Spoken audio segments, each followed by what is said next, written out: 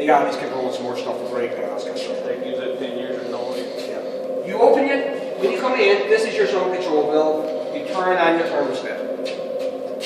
It opens the zone control valve. There's like a globe valve there that's open by electricity. Also in here is an in switch. This in switch sends a message down to your ecrostat, and the ecrostat cuts in your circulating pump. What we do so far, we turn on the thermostat, open zone control valve. The in switch, there's a question on your final funnel. The in switch in your zone control valves sends a message to your ecrostat. The ecrostat relays it and cuts in your circuit line. So two things that zone control valve does: it allows flow to your system, and it also controls your circulating pump. For your system? Yeah, hydronic heating system. This is a domestic hydronic heating system like we have in your house. Can I put you on recorder? Get a lot of reputation. Zone control valves does. Opens the valve for your heating system. And everything off, right?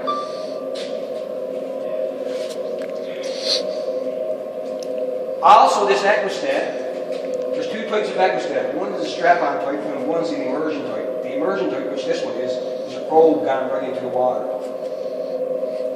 This ecrostat, if the temperature of that water is cooler, after going around sometimes get cooler, this ecrostat also cuts in and cuts out your burner. Yeah. So if I were to ask you two things that the ecrostat controls, circuit pump and the burner. Alright, what's the burner do? What? What's that do? Burner? Yeah. Heats up your water. Heat your water. Just heats up your water. So So That's it. Robert's making a. I'm no good at taking notes when you're. You got the notes there, love? Just make a little chat note there. Just put down the word ecrostat, Yeah. and I'll tell you two types of ecrostats right in there. All right. So basically, this is how the system operates when it's functioning. Everything's perfect. Your water from the city supply is introduced to this line here, so that would be your city water supply line. Coming in, you would have an isolation valve, Isolation valve. and this is right here. I'm going to tell you the right sequence for this one. Isolation valve, backflow preventer, next. Backflow preventer.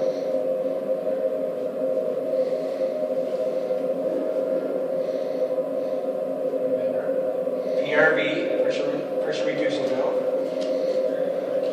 And pressure reducing valve. Yeah, PRV. Yep. And another isolation valve.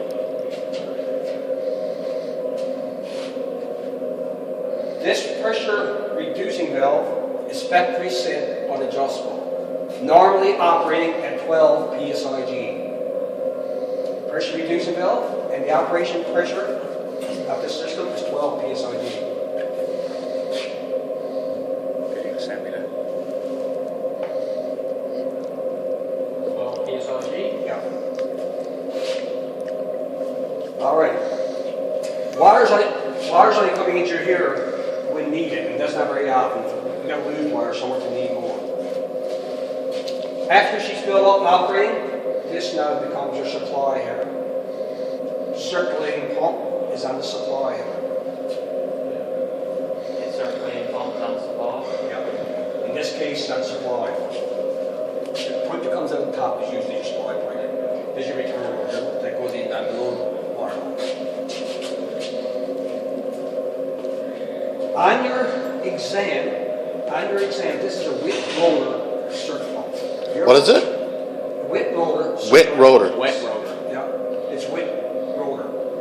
You're going to see an arrow pointing at this shiny piece here. Now, if you were to save your life, tell me what that shiny piece is. A setting or dial to set it up for how much it would pass, If people or didn't know, I would say, that must be a shaft motor there for the impeller to run on and stuff. That there, when you see it on a diagram, that's a vent. a vent? Okay. This is going in your module too.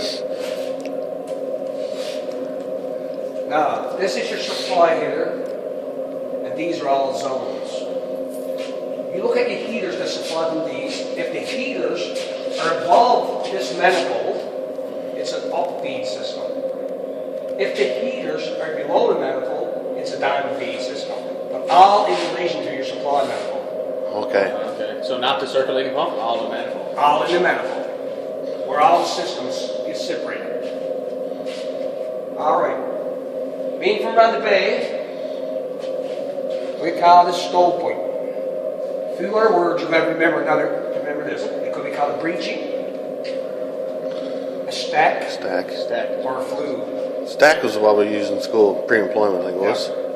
But these are going to be, I got to put in a piece of stove point today. It's not double insulated though. This is called a draft, but the proper name on it is barometric draft. Environment.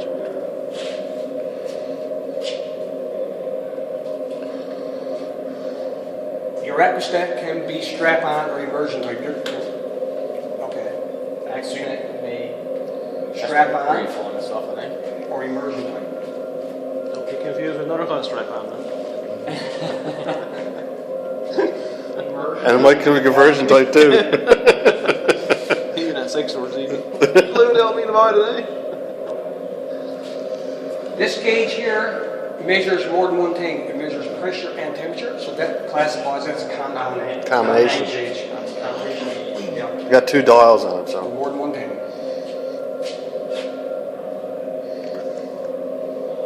All right, we're taking these get on this side. Show fit things up here.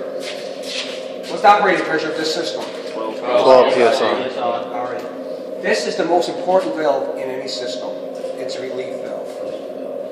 This is set to relieve at 30 psig. Most important, any system on the go, measures hydraulics, air, whatever. Most important valve in any system is a relief valve. Release valve. The minimum requirement that has to be from the floor. The minimum it can be no closer than 6 inches From the floor? from the floor. It can't be no closer than 6 inches from the floor. Does it make a difference what the The floor unit, or are you is? talking about the whole unit? Don't see this point coming now. You can see the Oh, point. okay, This is a relief point. The relief pipe. Oh, okay. And it's cut on 60 degrees to give it more discharge area. Instead of coming out to this, now it's coming out like this slanted. Cut on 60 degrees to get more discharge area. All right. This here is a heating coil down inside your boiler. This is for potable water. Yes. That got no antifreeze in it. You can shower from this. You can wash yourself. Anything, touch your skin with it because it got no antifreeze in the system. This is for potable water, fit for human consumption. What you see, you got a hot and cold water line here. Here is a thermostatic mixing valve, also known as tempering valve. You got that in your theory. You control the temperature of that water you want in your house, right from here. Thermostatic mixing valve. And you got water in there going through that coil, being heated by higher temperature water. So that classifies that heating coil as an exchanger. Water heating, water and exchanger. Now steam heating water could be a converter. Different things. What have we missed? I think on you would have classified different parts of a burner. You should know where a burner is and where the filter is and stuff like that. Other than that, this is your line scoop, air scoop. That gets rid of all the unwanted air in your system, which is up and running. Is that the relief valve on top of it? Automatic air vent. And just for the record, anytime something becomes a return line, like these are return lines, all these systems are coming into this, then you have short dashed lines, like a hidden line for return line. Okay. After it's no longer a supply line, it's a return line.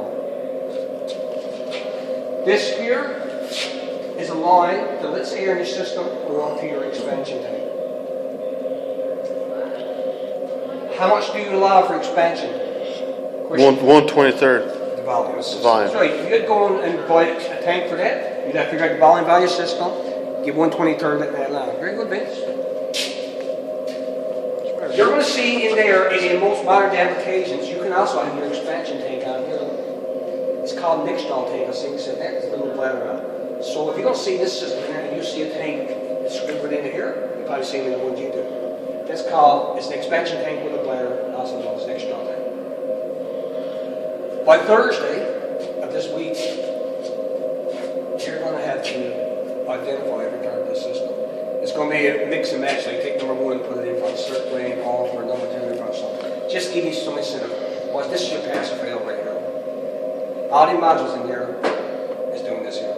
And the better you know this right here, just like you're doing now, is 10 times better than all modules you have. Know how it operates, and you got every 4 system, you got how to identify on the phone picture. Yeah. And that's pretty much it. Any questions? What the fuck was that? Oh, that was you now.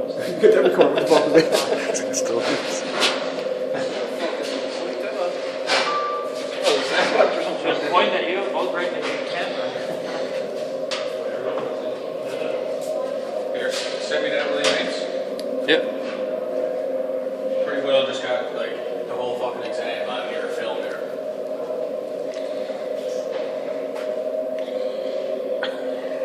You got her, huh? Just want stuff that he was pointing at. Still have reference to it.